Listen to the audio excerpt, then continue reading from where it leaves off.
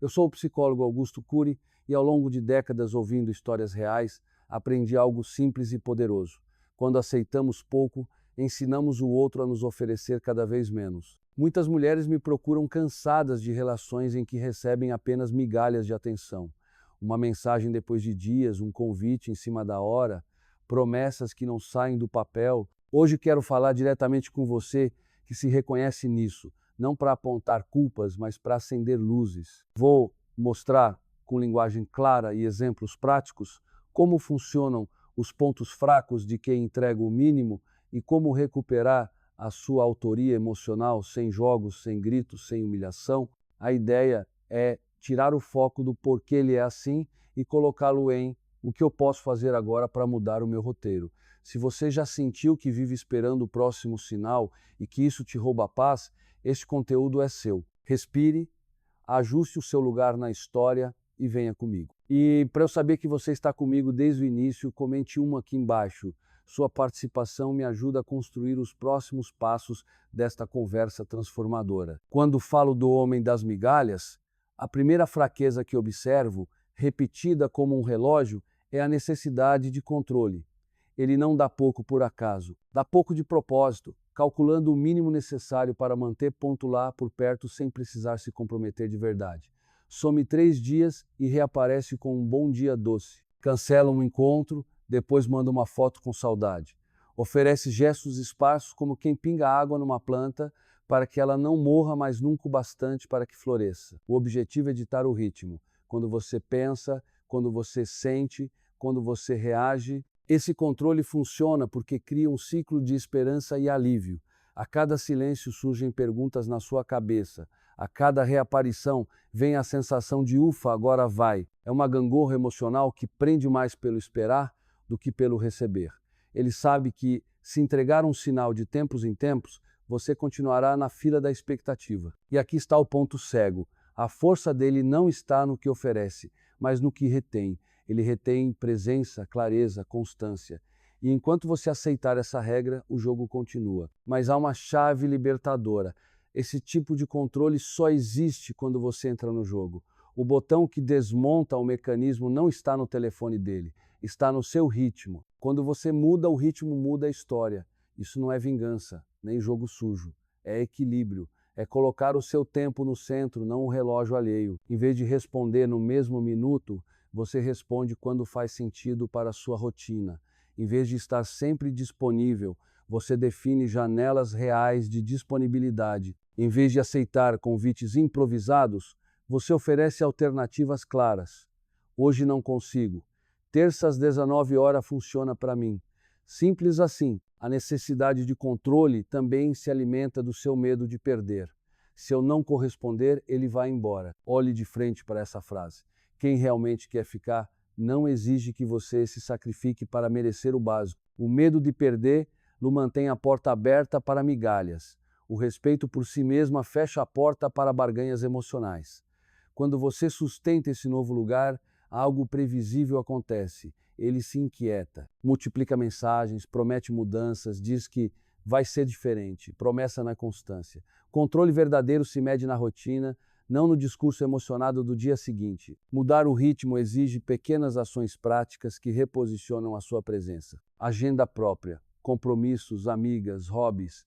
Quem tem vida cheia não vive à espera do toque do celular. Critérios simples: comunicação respeitosa, previsibilidade mínima, planos com antecedência razoável. Sem isso, não há encontro. Respostas enxutas. Trate o básico como básico. Bom dia recebe bom dia, não um texto ansioso. Fechamento elegante. Se remarcar vira padrão, você encerra com calma. Percebo que nossos tempos não estão alinhados. Prefiro não seguir. Perceba que nada disso é teatro. É coerência. Você não está pagando na mesma moeda, está mudando de moeda. Sai da moeda da ansiedade e entra na moeda do respeito. O efeito colateral é imediato. A necessidade dele de controlar perde combustível, porque o que mantinha o motor ligado à sua pressa, à sua espera, o seu receio deixou de estar disponível. E se, ao perder o comando, ele decide partir, você não perdeu, você se poupou. A saída de quem só sabia operar pelo controle, abre espaço para quem sabe construir pela presença. No fim, a fraqueza do controlador revela sua força. Ele depende da sua adesão. Quando você retoma o ritmo, devolve a autoria da história para suas mãos. E a história escrita por quem se respeita nunca tem lugar para migalhas, tem lugar para mesa posta, conversa clara e constância com nome e sobrenome. A segunda fraqueza do homem das migalhas é o pavor do desinteresse. Ele pode fingir que é desapegado, ocupado, superior, mas por baixo desse roteiro existe um medo muito simples: deixar de importar. É por isso que ele alterna presença e ausência. Não é só desatenção, é um teste permanente para checar se você ainda reage. Quando você se inquieta, pergunta, justifica, explica o lado dele, preenche o silêncio com desculpas, ele recebe a confirmação que procura. Ainda tenho espaço no coração dela. O curioso é que muitas vezes ele não busca um vínculo mais profundo. Busca apenas a certeza de que continua no centro da sua atenção. Esse medo de ser ignorado cria pequenos ensaios de desaparecimento. Ele reduz o ritmo de mensagens para medir a sua ansiedade. Ele adia encontros para ver até onde você tolera. Ele lança frases soltas nas redes esperando sua curtida ou resposta. Não é romance, é checagem de relevância. E quando você reage prontamente, ele se sente seguro sem precisar mudar nada. O prêmio não é estar com você, é perceber que pode ir e voltar sem consequências. Há um detalhe psicológico importante aí: quanto mais você tenta provar que não está chateada, mais sinaliza que está envolvida. A pressa em responder, os parágrafos justificando o que não precisava de explicação, a necessidade de confirmar que está tudo bem, tudo isso nutre o medo dele da indiferença. Ao afastar a indiferença, é um paradoxo. Você sofre para manter a chama acesa e exatamente esse esforço impede que ele reconheça o valor do que recebe. Quando você entende esse mecanismo, a chave não é fazer cena. A chave é reorganizar o seu centro. O oposto de reagir não é retaliar, é viver. Quem tem dia cheio, projetos, amigos, autocuidado, não fica disponível para ser termômetro do humor alheio. Sua atenção deixa de ser um prêmio fácil e volta a ser algo com peso específico. Você não está punindo, está colocando cada coisa no seu lugar. Se ele some 5 dias, a sua vida não muda de cor. Se ele reaparece com "oi, sumida", você responde com educação e segue o ritmo que já existia antes da mensagem. Isso costuma produzir 2 efeitos. Primeiro, ele estranha. Pergunta: você está diferente? Aconteceu algo? Na verdade, o que aconteceu foi que a sua paz deixou de depender do movimento dele. Segundo, ele tenta recuperar o protagonismo, aumenta o contato, promete planos. É nesse ponto que muita gente volta ao ciclo, movida pela fome de alívio. Mas promessa sem rotina é miragem. O antídoto para o pavor do desinteresse não é o tratamento de choque, é a coerência. Trate gestos mínimos como mínimos. Reserve atenção para quem sustenta a presença. Mantenha critérios simples e visíveis. Também é comum que ele chame sua postura de frieza. Não confunda tranquilidade com frieza. Você não está negando o carinho, está recusando o papel de vigia emocional. Existe uma diferença clara entre estar aberta a construir algo e ficar de plantão para a próxima aparição. Quando você assume essa diferença com serenidade, o medo dele perde combustível. Sem a sua ansiedade de fundo, os sumiços deixam de ser estratégia eficaz. Se diante da sua estabilidade, ele se aproxima com atitudes consistentes, ótimo, o jogo das migalhas se desfaz porque não encontra mais terreno. Se ele se irrita, acusa, some de vez, outra verdade aparece. Ele estava menos interessado em você e mais interessado no efeito que causava em você. Nesse caso, a sua indiferença boa, aquela que nasce do cuidado consigo, age como filtro. Não expulsa amores, expulsa dinâmicas pobres. No fim, essa segunda fraqueza revela um limite essencial. Quem teme a sua indiferença teme, na verdade, a sua liberdade. Quando você cuida da própria vida, não para provocar, mas para florescer, deixa claro que a atenção para você é troca, não tributo. E é exatamente aí que histórias maduras começam, onde a sua paz não é moeda e onde a presença do outro não depende de testes, e sim de vontade genuína de ficar. A terceira fraqueza do homem das migalhas É o ego frágil disfarçado de grandeza. Eu vejo isso todos os dias. Por fora, ele parece seguro, irônico, de boa. Por dentro, tem medo de não ser suficiente. Para não encarar essa insegurança, ele cria um palco onde o mínimo vira espetáculo. Um bom dia tardio precisa ser recebido como se fosse poesia. Um convite de última hora deve arrancar gratidão. Um gesto básico exige aplauso. Quando você supervaloriza o pouco, ele respira aliviado. Funcionou. Não precisa crescer, não precisa corrigir rotas, não precisa se comprometer, basta repetir a fórmula que lhe rende validação barata. Esse ego frágil se revela em micro-reações. Se você responde com naturalidade, em vez de entusiasmo exagerado, ele estranha. Só isso? Se você diz, hoje não dá, podemos combinar com antecedência, ele reage como se tivesse sido desrespeitado. Não é amor ferido, é vaidade incomodada. O que o fere não é o não, é a perda do pedestal. E exatamente por ser frágil, o ego pede doses constantes de confirmação. Por isso as migalhas são espaçadas. Cada reaparição busca a mesma recompensa, sua alegria desmedida, sua pressa em atender, sua sensação de prêmio por ter recebido pouco. Há um mecanismo silencioso aqui. Quando você transforma cortesia em conquista, ele aprende que o básico rende dividendos emocionais. Passa a investir no que custa pouco e retorna muito. Palavras vagas, promessas sem prazo, sinais de fumaça. O problema não é elogiar, o problema é inflacionar. Quando o básico vira extraordinário, a régua baixa. E quando a régua baixa, o vínculo empobrece. A relação fica dependente de artifícios porque falta matéria-prima, presença, constância, planejamento. Como esse ego reage diante de limites simples? Primeiro, com surpresa, depois com teste, uma brincadeira que zomba do seu critério, um comentário insinuando que você ficou difícil. Se você cede, a lição fica registrada. Bastam 2 cutucadas e tudo volta ao normal, ou seja, ao pouco. Se você sustenta o tom sereno, acontece algo revelador.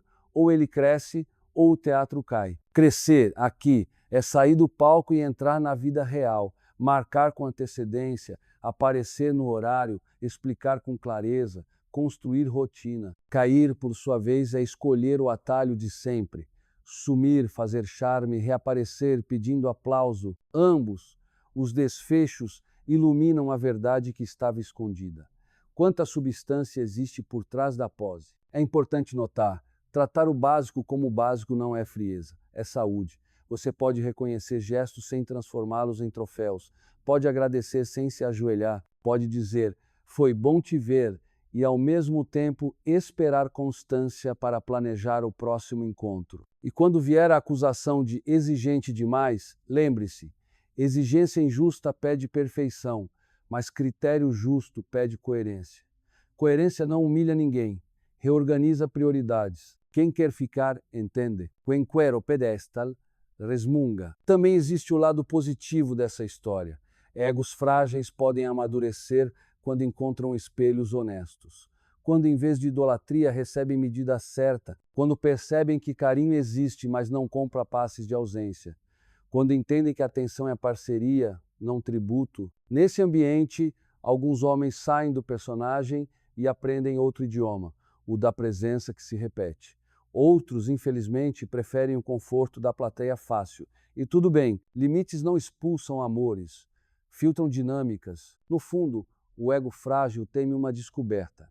Se eu me esforçar de verdade, ela pode perceber que eu não sou tudo isso. É exatamente o contrário.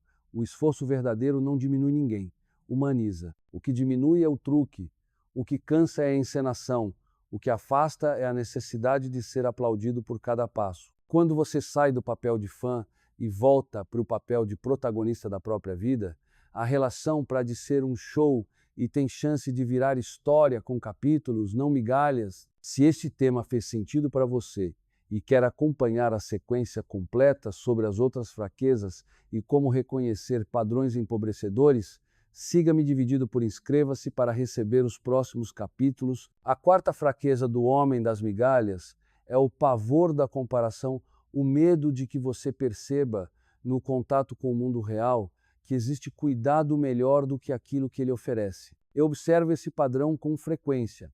Para que as migalhas pareçam suficientes, ele tenta reduzir o seu campo de visão. Primeiro, lança comentários sobre suas amigas. Elas têm inveja, te aconselham mal, não entendem a nossa relação. Depois, questiona sua vida social. Para que sair tanto? Essas festas não combinam com você. Vamos ficar só nós dois. Por fim, passa a vigiar discretamente. Pergunta com quem você esteve, examina suas redes, mede o seu humor quando você volta para casa. Não é zelo, é receio de que você compare. Esse receio tem uma lógica simples. Quando uma pessoa oferece pouco, precisa que você acredite que o pouco é o normal. Para isso, ela cria uma espécie de bolha. Dentro dela, um bom dia tardio vira gesto raro. Um encontro marcado de última hora vira grande prova de interesse. Um elogio esporádico soa como declaração. Fora dessa bolha, você vê casais combinando planos com antecedência, amigos que retornam mensagens no mesmo dia, pessoas que demonstram afeto sem fazer mistério. A comparação, mesmo silenciosa, desmonta o truque. É por isso que o homem das migalhas tenta, com sutileza, diminuir seu contato com outras referências. Eu noto também como ele faz isso sem parecer que está proibindo algo. Em vez de dizer, não vá, ele planta dúvidas. Essas pessoas não te respeitam. Esse ambiente te faz mal. A gente está tão bem, para que sair? O objetivo é deslocar o foco.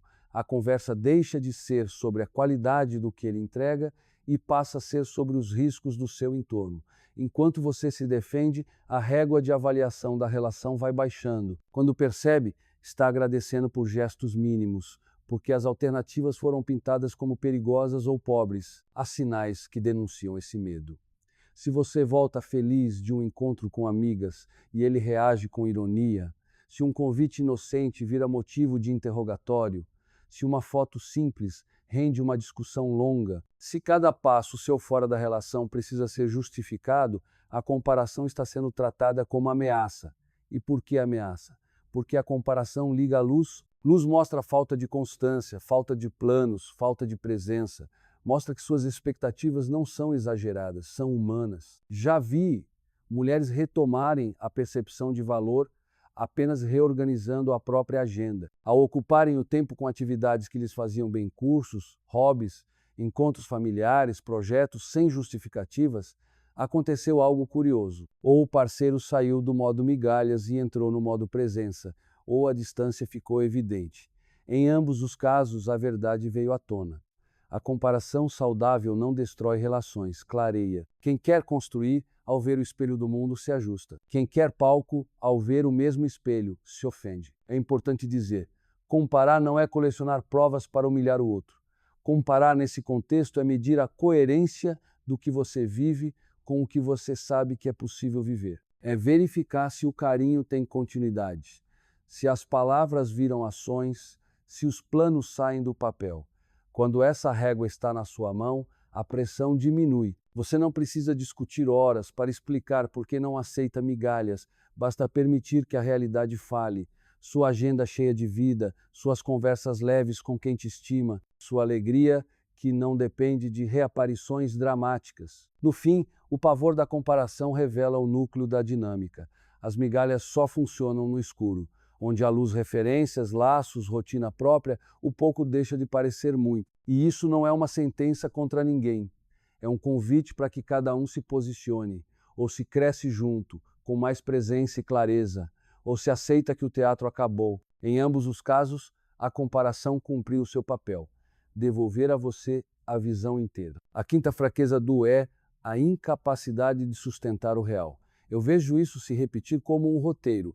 Ele inicia com brilho, generosidade de palavras, planos bonitos e frases que parecem tiradas de um filme. Vamos viajar, quero te apresentar para minha família, desta vez vai ser diferente.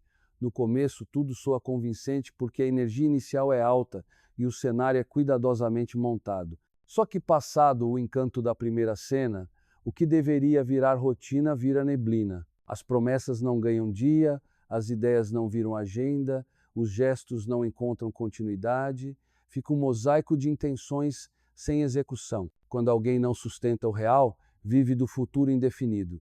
Repara como as frases vêm sempre acompanhadas de logo, mais para frente, quando as coisas acalmarem. o tempo vira um esconderijo. Enquanto isso, você vai preenchendo as lacunas com boa vontade. Interpreta o silêncio como cansaço, o atraso como imprevisto, o sumiço como necessidade de espaço. A soma desses pequenos ajustes te coloca num lugar perigoso. Você passa a trabalhar para que a narrativa dele não desmorone. Sem perceber, defende o que te fere. Eu costumo descrever esse padrão como ciclo-anúncio, desculpa silêncio. Primeiro o anúncio sedutor promessa, depois a desculpa elegante adiamento, em seguida o silêncio estratégico, esquecimento. E então o ciclo recomeça com um novo anúncio para limpar a memória das falhas anteriores. Funciona porque o anúncio dá um pico de esperança e a esperança mascara a frustração. Só que esperança sem ação vira exaustão. Como essa fraqueza aparece no dia a dia? Nos detalhes. Ele promete passar para te ver depois da reunião, mas nunca confirma o horário. Fala em planejar um fim de semana juntos, mas não abre a agenda nem decide o destino. Diz que vai mudar a forma de se comunicar, mas as mensagens continuam espaçadas e reativas. A vida concreta, horários, trajetos, reservas, apresentações, prioridades permanece fora de cena. O que existe é um teatro de palavras. Há uma ferramenta simples que expõe essa incapacidade: especificidade. Perguntas curtas, diretas e calmas funcionam como luz acesa. Quando, onde, como vamos organizar? Quais são os próximos passos? Quem tem intenção real responde com serenidade, mesmo que precise ajustar datas. Quem vive de promessa fica vago, se irrita, muda de assunto, acusa você de estar cobrando demais. Não é cobrança, é coerência. Palavra precisa encontrar gesto. Outra pista é a assimetria do esforço. No começo, ele investe muito numa cena isolada, um jantar especial, um presente, uma noite perfeita, e depois some na manutenção simples. Responder, confirmar, aparecer no horário, assumir pequenos compromissos.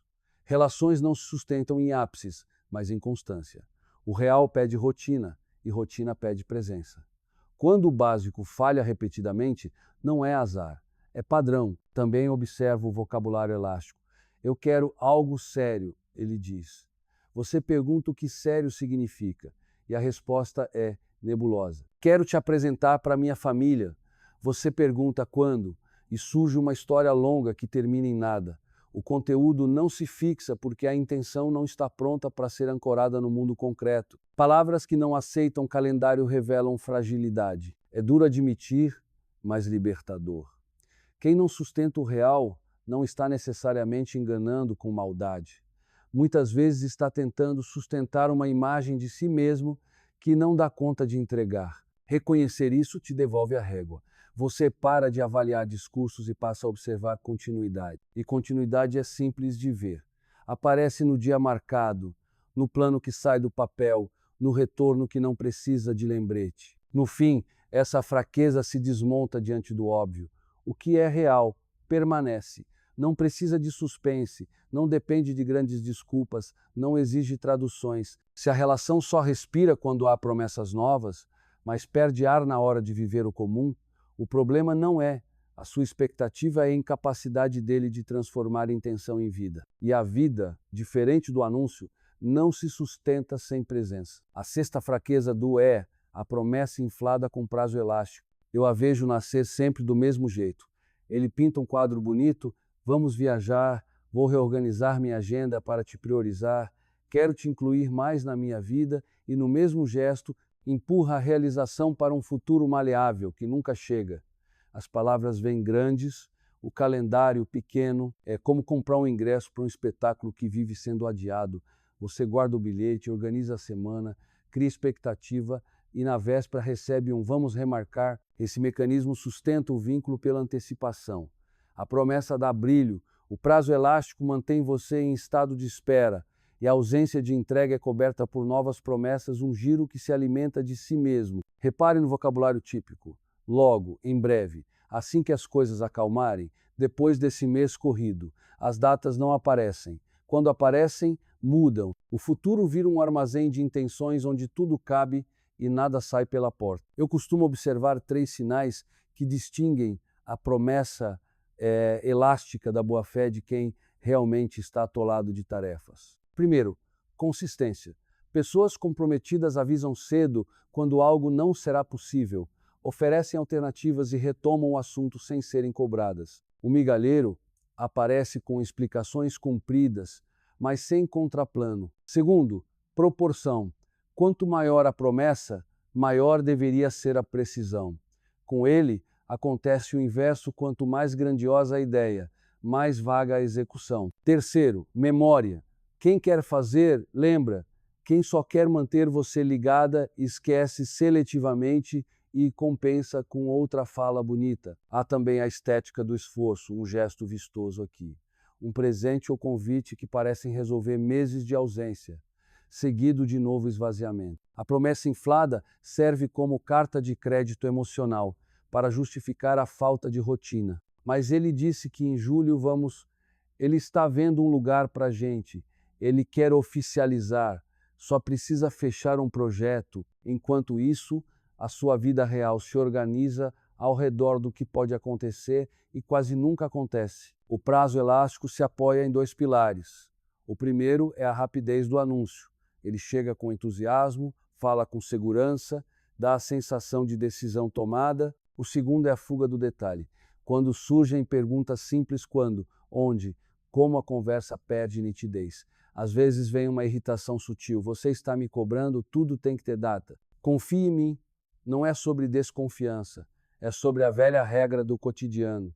O que tem dono, tem dia. Para mim, a melhor lente é a linha do tempo. Coloque lado a lado o que foi dito e o que foi feito nos últimos meses.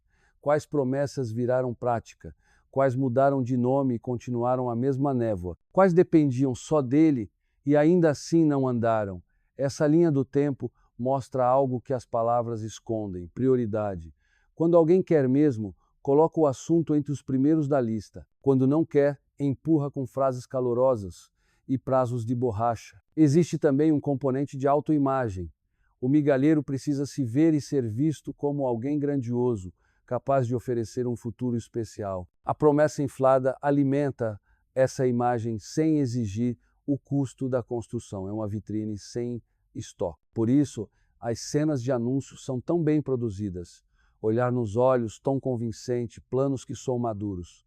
O chão some quando pedimos o básico do básico. Dia, hora, passo seguinte. Eu vejo muitas mulheres carregando a relação nos ombros da esperança. A promessa vira combustível para suportar a carência do presente. Só que o coração cansa quando a vida não acompanha o discurso, a consequência é conhecida: cansaço, confusão, sensação de estar sempre a um passo de agora vai. A verdade é simples e às vezes dura. Promessa que não aceita calendário não é ponte, é miragem. Não confunda imprevistos com padrão. Imprevistos acontecem, claro. A diferença é que, quando existe vontade real, a pessoa retorna ao trajeto combinado, sem que você precise virar lembrete humano. A remarcação com responsabilidade, não reaparecimento com fogos de artifício. O gesto que mais diz sobre alguém não é o anúncio que faz brilhar os olhos. É a repetição tranquila das pequenas entregas, aquelas que não dão palco, mas constroem casa. No fim, a fraqueza da promessa inflada com prazo elástico revela um ponto central. A relação fica de pé no palco, mas cai no corredor. E é no corredor, nos dias comuns, nas confirmações simples, nos estou a caminho e chego às 19 horas, que o amor se reconhece. Palavra que não encontra data vira vento. E vento, por mais fresco que seja, não sustenta ninguém por muito tempo. A sétima fraqueza do a inversão de responsabilidades com memória seletiva. Eu a encontro em muitos relatos que chegam até mim. Ele desaparece, volta quando quer, coloca meia dúzia de palavras doces na mesa e se você pergunta sobre o sumiço, de repente a conversa já não é sobre a ausência dele, mas sobre o seu tom, o seu jeito, a sua cobrança. O foco muda num estalar de dedos. O que era um fato simples, dias sem resposta, promessas que não andaram, encontros desmarcados, viram julgamentos sobre a sua postura. É como assistir a um mágico que transfere a atenção do público para a mão errada. Só que aqui o truque custa caro, custa paz. Essa inversão se apoia numa memória escolhida a dedo. O que favorece a imagem dele ganha tamanho. O que expõe, a falta dele encolhe. Mas eu te levei para jantar mês passado, eu te mando bom dia, eu sempre penso em você, frases que apontam para gestos isolados, como se um aceno esporádico compensasse semanas de distância. Enquanto isso, os pontos incômodos são varridos para debaixo do tapete. Aquela conversa que nunca aconteceu, a data que jamais foi marcada, o compromisso que perdeu o prazo. Ao final, você sai da conversa se perguntando se exagerou. Ele sai com a sensação de missão cumprida. O espelho voltou a refletir o herói que ele quer ver. Eu costumo observar padrões de virada que se repetem. Primeiro, a mudança de assunto. Você fala de tempo e presença, ele fala de pressão. Você fala de clareza, ele responde sobre liberdade. Segundo, o deslocamento da linha do tempo.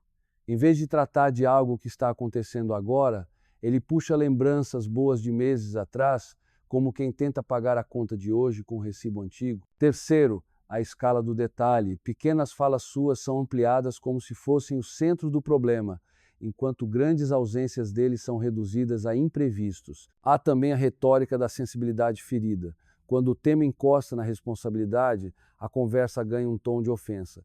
Você está me acusando? Você não confia em mim? Tudo em você é cobrança. Não é sobre acusar, é sobre colocar a vida no mesmo compasso. Não é sobre desconfiança, é sobre combinar ontem e cumprir hoje. Mas o recurso funciona porque desloca o eixo emocional.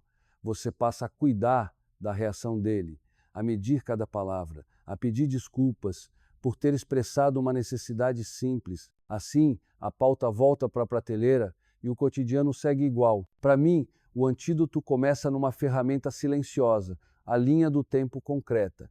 Não é para discutir quem sente mais ou quem quer mais. É para lembrar juntos o que foi dito e o que foi feito. Quando coloco lado a lado conversas e entregas, a névoa clareia. A partir daí, uma verdade aparece sem gritar. Quem assume a própria parte não precisa redesenhar a história. Quem precisa redesenhar, geralmente está defendendo a imagem, não a relação. A inversão de responsabilidades também se alimenta da boa vontade de quem espera. Pessoas generosas dão o benefício da dúvida, e isso é bonito. O problema é quando a dúvida vira casa fixa. A cada volta dele você oferece um novo começo.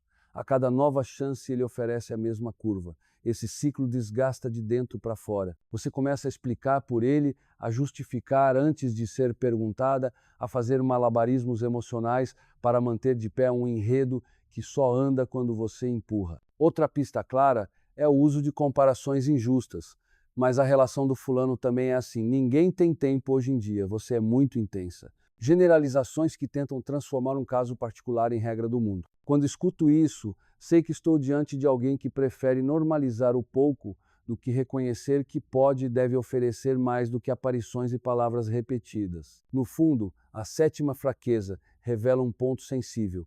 Ele precisa continuar certo para continuar confortável. Se a realidade ameaça esse conforto, ele muda a moldura da conversa, muda o tamanho dos fatos, muda até o sentido das suas frases. Não é raro ver, depois de um pedido simples por constância, um discurso longo sobre ser difícil agradar, e se você aceita essa moldura, começa a se olhar com os olhos dele, vai diminuindo a própria percepção, desativando o próprio senso de medida, até acreditar que pedir o básico é pedir demais. Eu repito sempre, responsabilidade não é acusação, é construção.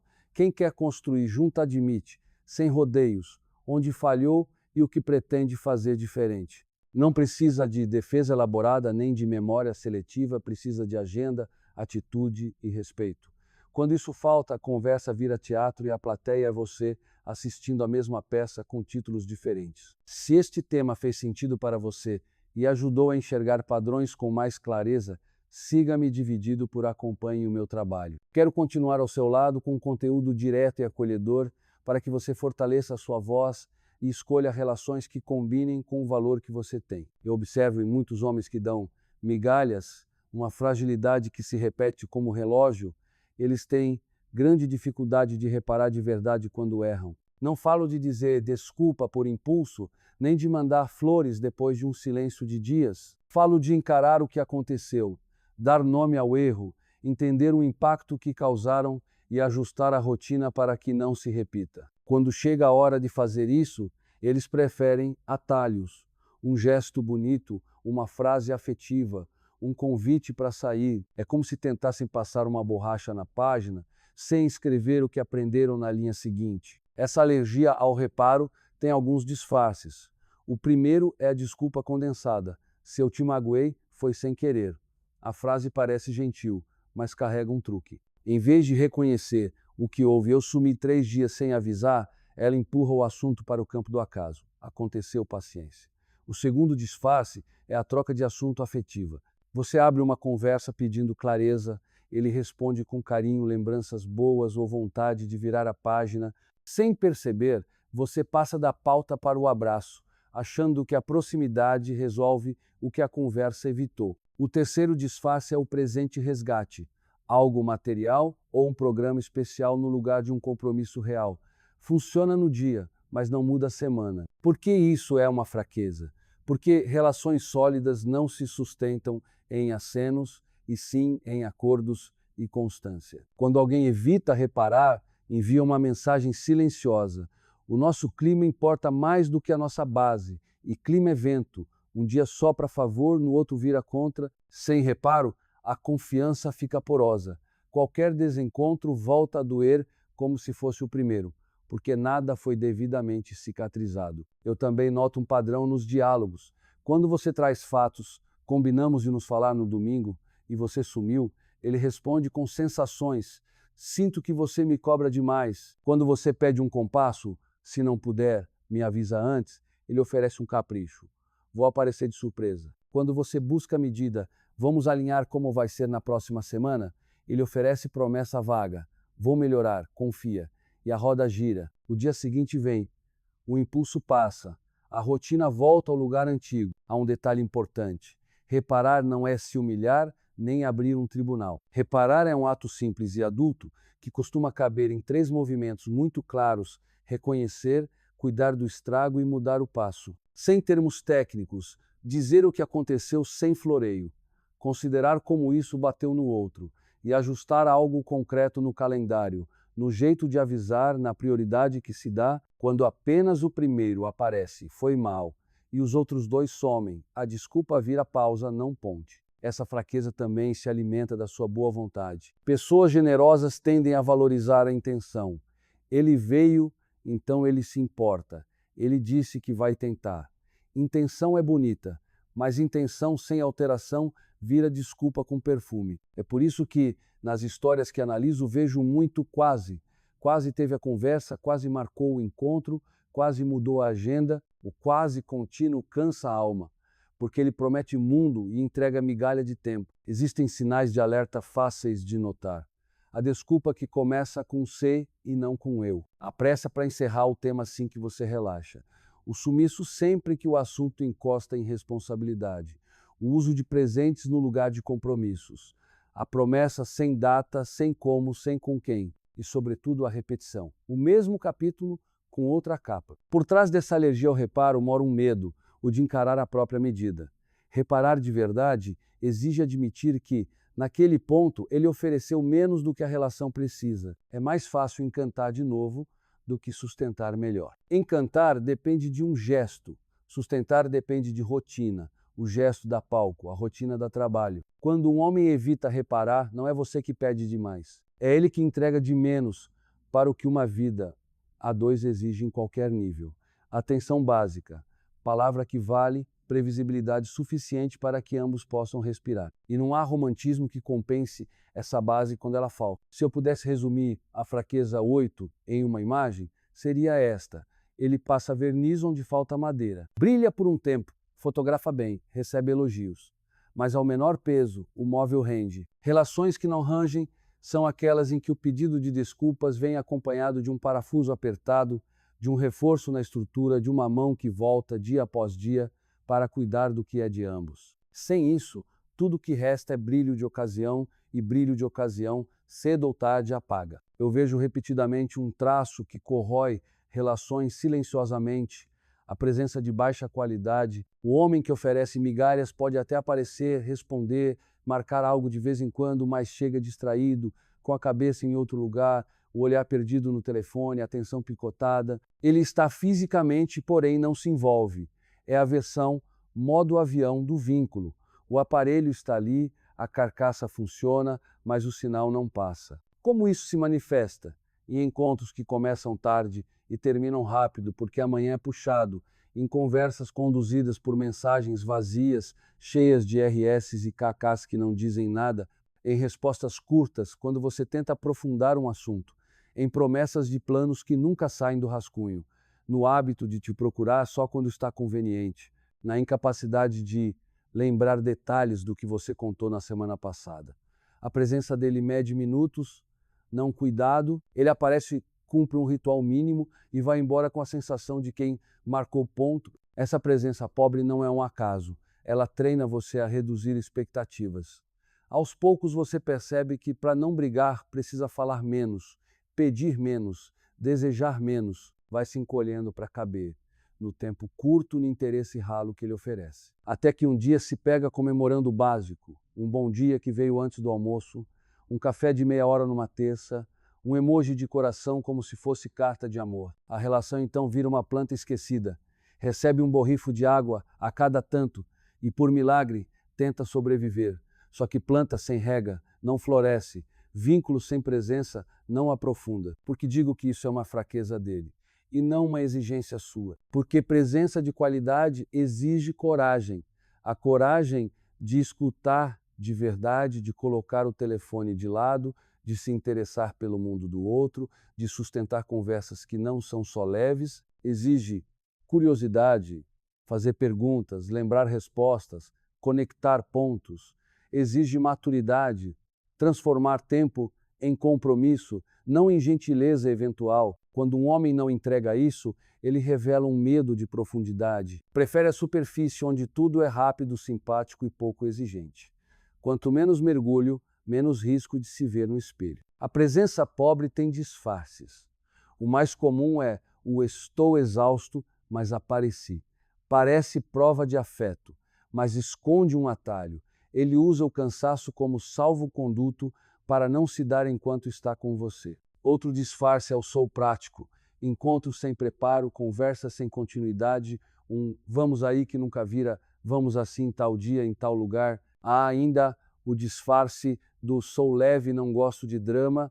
Sempre que você tenta tratar do que importa, ele desvia para piadas, carinhos ou silêncios para não pesar. Leveza é virtude, fuga constante não. Há sinais de alerta muito claros. Ele te procura majoritariamente à noite e aos fins de semana, quando tudo está solto, e some quando seria natural estar presente.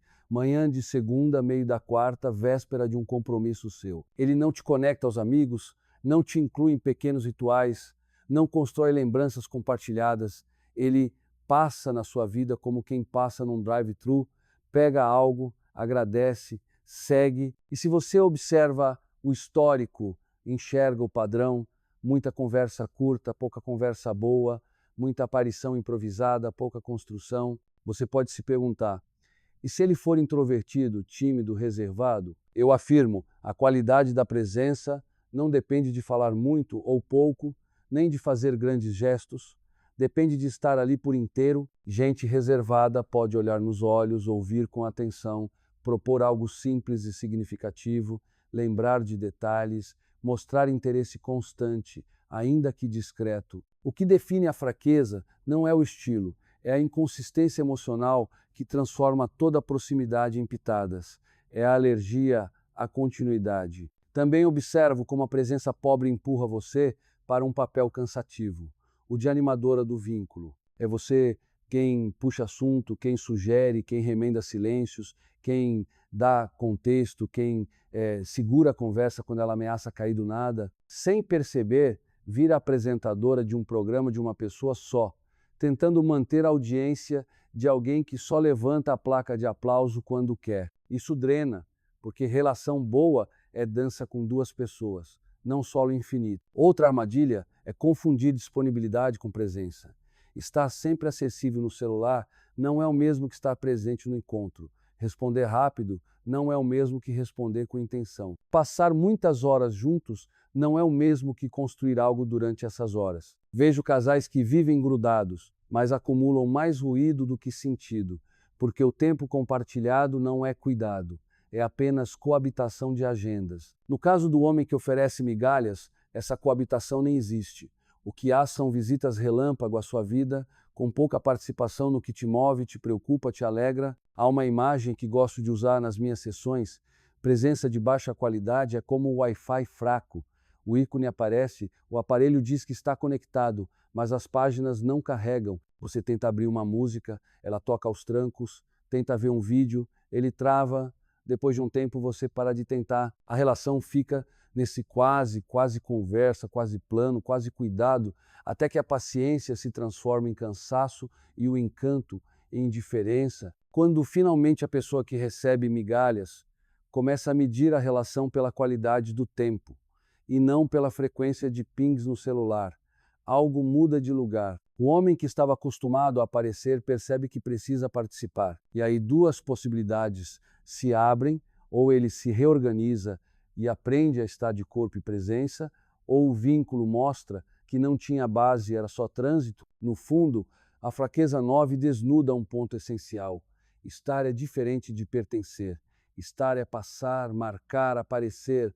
Pertencer é cuidar, lembrar, ajustar, somar. O homem que só sabe estar nunca descobre a beleza de pertencer e perde o melhor de você. Porque ninguém floresce em solo ralo. E você, que tem sede de trocas inteiras, não nasceu para beber água em gotas. Eu encontro com frequência um padrão que parece romance, mas é só um truque disfarçado de saudade. O vai e volta. Ele se aproxima com intensidade, some quando a relação pede consistência, reaparece com um brilho nos olhos e palavras bonitas, fica o suficiente para reacender a esperança e então desaparece outra vez. É um movimento circular, como um ioiô. Você puxa por afeto, ele desce. Quando sente que pode perder o palco, volta rápido para sua mão. Para quem recebe, esse ritmo cria uma sensação de história inacabada. Para quem pratica, é uma forma de manter o controle sem ter que sustentar o vínculo. Como esse ciclo nasce? Primeiro vem a fase do aquecimento, atenção, encantamento, promessas abertas, a gente precisa viajar, te apresentar para minha família, vamos planejar alguma coisa linda. Depois, quando a ligação pede pequenos compromissos, combinar o horário, aparecer na data marcada, lembrar o que foi dito, ele entra no modo névoa, respostas curtas, justificativas vagas, cansaços que nunca acabam, imprevistos constantes. Em seguida, o sumiço, dias silenciosos, mensagens sem conteúdo, uma ausência sem explicação que instala dúvida e saudade. E então, a reentrada teatral, ele retorna com uma fala emocionante. Pensei muito em você. Um gesto chamativo, uma noite perfeita. A chama sobe e, sem construção por trás, apaga de novo. O vai e volta opera com uma matéria-prima simples. Espera. Não é a espera boa que prepara o encontro. É a espera que suga energia, que vira nó no estômago e vigília no telefone. É uma espera alimentada por recompensas imprevisíveis. Você nunca sabe quando ele vai aparecer, como vai se mostrar, o que vai dizer. Essa imprevisibilidade vicia, cada retorno cria um pequeno prêmio emocional. E o corpo aprende a perseguir o próximo. Talvez hoje, talvez amanhã. Quando você percebe, o que te prende não é a qualidade do que vivem, mas a ansiedade de quando será a próxima vez. Por que digo que isso é uma fraqueza dele, não uma prova de charme? Porque sustentar é mais difícil do que retornar. Sustentar pede rotina com sentido, presença de verdade, conversa quando algo incomoda, capacidade de marcar e cumprir. Sustentar pede humildade para ajustar, coragem para ser lido de perto, paciência para atravessar momentos menos radiantes. Retornar, ao contrário, usa o cenário preparado pela saudade. Meia dúzia de frases certas, um encontro de impacto, algumas lembranças acionadas e pronto. É um espetáculo curto que custa pouco empenho e rende muito palco. É sedutor, mas raso. Esse padrão tem disfarces que confundem. Um deles é o discurso do estou confuso, ele some, volta dizendo que está se entendendo, pede tempo sem dizer quanto, promete que agora vai, mas mantém tudo solto, sem prazos, sem próximos passos. Outro disfarce é o sou intenso. Promete mundos quando aparece, beija como quem encontrou o destino, fala de futuro ao pé do ouvido. Quando a intensidade precisa virar rotina boa, ele chama de pressão, e se afasta. Há ainda o disfarce da fase difícil.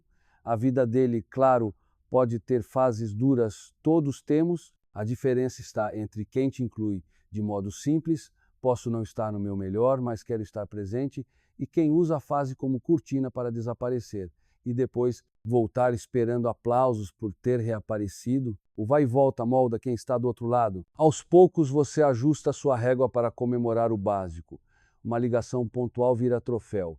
Um encontro marcado com antecedência soa como prova de amor. Você diminui pedidos, corta perguntas, evita tocar em temas que possam assustar, acaba aceitando a versão mais econômica do que você deseja, porque o medo do vazio entre um retorno e outro fica grande. Nessa hora, a sua vida gira em torno do relógio dele.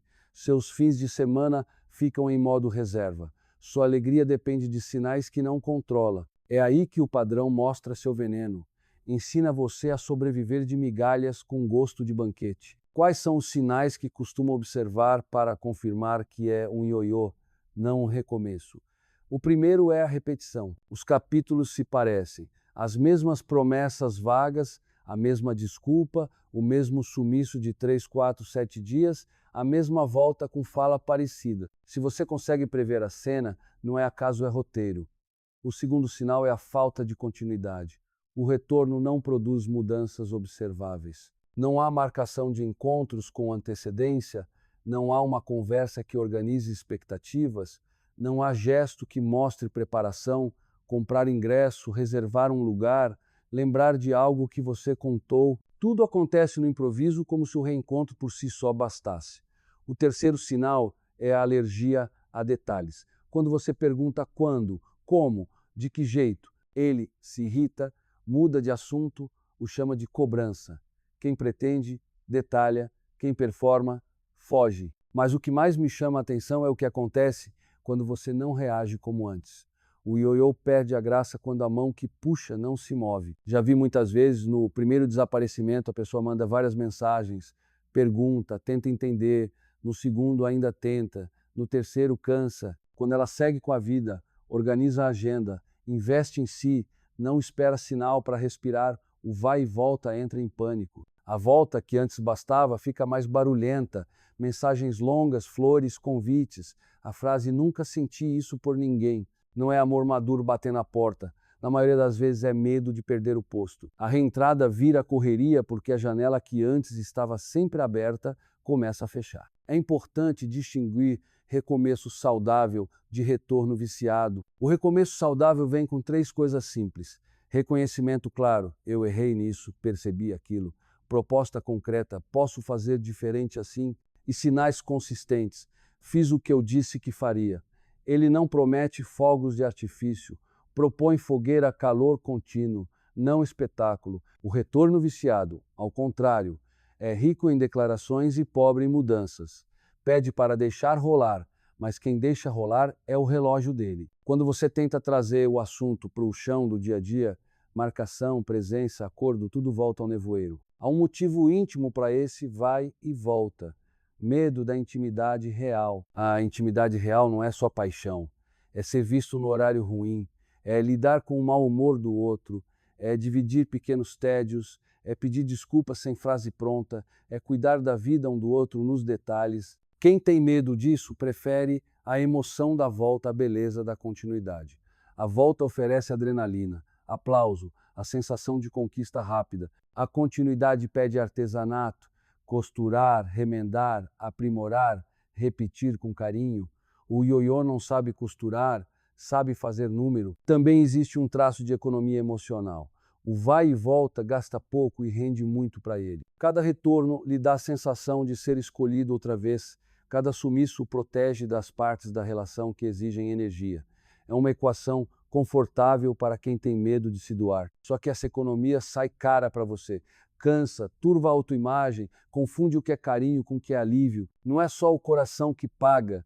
Seu tempo paga, seus planos pagam, suas amizades pagam, porque você recusa convites. Vai que ele chama. Há ainda um aspecto silencioso, memória emocional seletiva. No retorno, ele foca nos momentos bonitos, nas fotos boas, nas cenas de filme.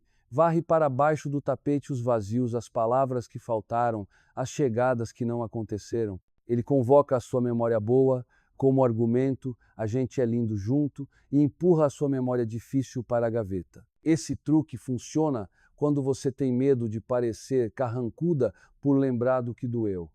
Só que recordar o incômodo não é rancor, é lucidez.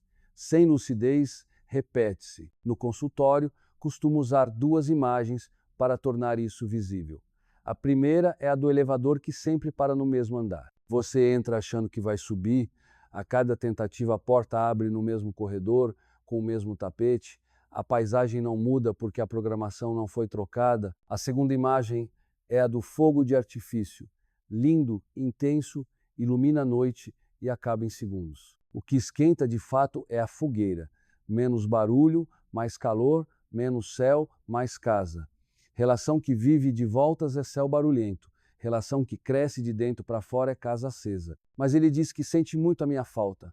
Acredito, falta pode ser sincera e ainda assim ser egoísta. A pessoa sente falta da sua companhia, do seu humor, do seu toque, da certeza de que será recebida. Sente falta do que recebe quando retorna e não do que deveria oferecer para que a história ande. Falta sem decisão é só saudade, e saudade sem construção é só música que toca alto e não move móvel nenhum. Um detalhe que desmonta o vai e volta é perguntar pelo caminho. Não é interrogatório, é mapa. O que mudou em você desde a última vez? Como vamos evitar que esse sumiço se repita? Como você imagina a nossa rotina nas próximas semanas? Quem quer estrada, responde com estrada. Quem quer espetáculo, responde com frases feitas. Eu sempre noto a diferença no corpo. Quando a resposta é real, o ombro cai, o tom serena, a pessoa admite limites e propõe jeitos simples. Quando é performance, vem um glossário de promessas e um pedido para não estragar o momento. O momento não se estraga com verdade, se solidifica. Por que o ioiô insiste então? Porque funcionou outras vezes. Se no passado a volta bastou, a mente dele registrou. É só sumir e reaparecer que tudo se reorganiza. Ele não percebe que aos poucos a sua esperança virou cansado e o seu carinho virou prudência. A boa notícia é que esse padrão perde força quando encontra fronteira, tempo que não se dobra mais, rotina que se preenche, prazer que não espera sinal para existir. O ioiô não some porque é mau, some porque sabe que será puxado de volta. Quando a mão se ocupa com a própria vida, o cordel perde utilidade. No fim, essa fraqueza revela algo duro sobre ele, uma incapacidade de sustentar o próprio querer. Ele quer quando é fácil, ele quer quando a volta o favorece. Mas querer de adulto é diferente. É escolher de novo no dia seguinte, é cuidar do que se escolheu, é aparar arestas, é aparecer quando seria mais confortável não aparecer. Quem não aprendeu isso chama liberdade de fuga e intensidade de retorno. E perde o essencial, o privilégio de pertencer a uma história com começo, meio e continuidade. Eu insisto, o problema do vai e volta não é você querer demais, é ele entregar de menos e achar que a lembrança do que foi bonito substitui a construção do que pode ser bom. Memória não paga aluguel de futuro. O que paga é presença, é gesto, é simplicidade com constância. Um jantar comum, marcado e cumprido, vale mais para uma relação do que 10 reaparições teatrais. Um cheguei em casa bem todo dia vale mais do que um sentir sua falta depois de uma semana mudo. Palavras tocam, hábitos transformam. Se eu pudesse deixar uma última imagem, seria esta. Imagine que a sua vida é uma mesa bem posta. O homem do ioiô aparece, belisca, diz que a comida tem o seu cheiro preferido, faz elogios, tira uma foto e vai embora. O que você procura, na verdade, é alguém que se sente, que sirva água, que fique, que ajude a lavar a louça, que retorne no dia seguinte com um pão que ele mesmo trouxe porque lembrou do que você gosta. O primeiro te oferece frases sobre a mesa, o segundo oferece mãos para o cotidiano.